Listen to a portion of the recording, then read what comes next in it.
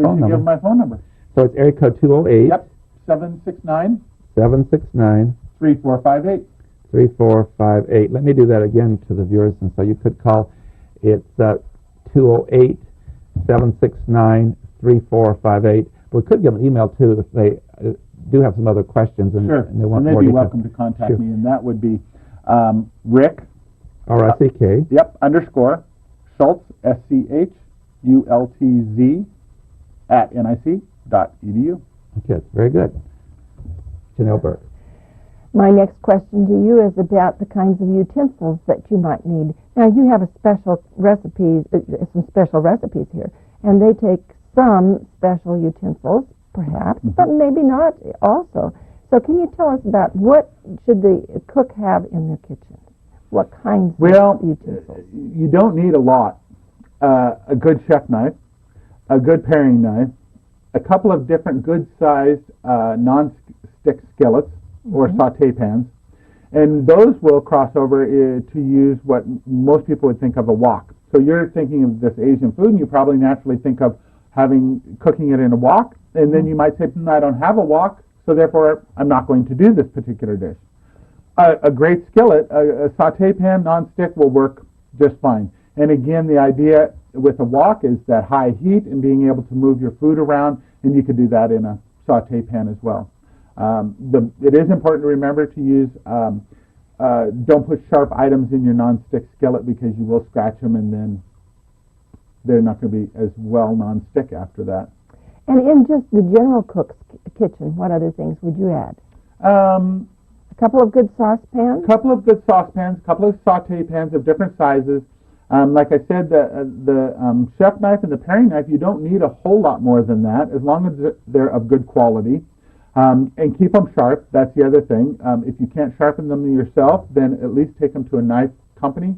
And, for a very small amount of money, they will sharpen those for you. But that's the most frustrating things, I think, with most cooks, is that their knives aren't sharp, and then they either don't cut the food properly, or they're pushing too hard to cut the food, and then it slips and they cut their fingers. And that's what we find most in the kitchen, in commercial kitchens, is dull knives cut more people than sharp knives do.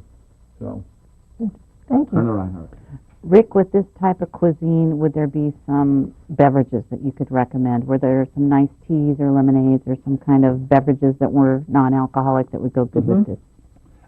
Yeah, they do a lot. They do lots of fresh shakes. My children loved all the fresh shakes there, and they use fresh fruit, and they use because of course dairy products is minimal. You think of the term shake, and you might think of having ice cream in there, but it's never that. It's just the ices and then the fresh fruit blended real, and so the flavors are vibrant. And interestingly enough, they also put in a little pinch of salt in all of their fruit shakes. Number one, to bring out the flavor, but number two is because they sweat so much, they're always looking for ways to add salt back to their diet. So that's a big one. Teas are served a lot, hot and cold. Time of day doesn't really matter. Of course, it's as hot in the morning as it is in the afternoon, and almost as hot in the middle of the night. So hot tea is served a lot. Cold teas, not so much, except for foreigners, because ice is kind of a commodity. And so local people don't drink things with a lot of ice, only because that's not how they were raised. And then teas, oftentimes you will find mints and things like that, sprigs of mint, just floating in your tea just to add that nice flavor. But those are primarily, and of course, to be honest with you, Coca-Cola has hit Southeast Asia in a huge way, as well as McDonald's and a few other American treats. Which we're not here to talk about, right? No. Also, how about wines with this?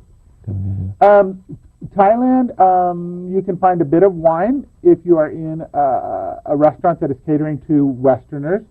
And by Westerners, I mean not even as much Americans are there. You will notice a lot of Australians, and you will notice a lot of people of German descent visit there a lot.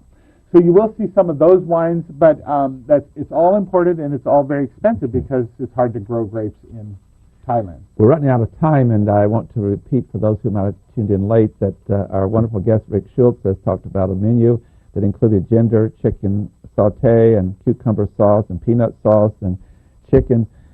marinade, and also Thai coconut chicken soup. It's up on our website if you missed that earlier, and it's www.nic.edu/public forum. Rick Schultz is the instructor of the Culinary Arts at North Idaho College, and he's had great experience in the private sector as a chef with his own restaurant and with a very prominent restaurant in Chicago. And you can reach him at area code 208-769-3458 or at his email, Rick_Schultz, SCHULTZ @nic.edu. We hope you've enjoyed the program as much as we've had joy bringing it to you. Please do this again next week. Until then, please have a good week. I am Tony Stewart.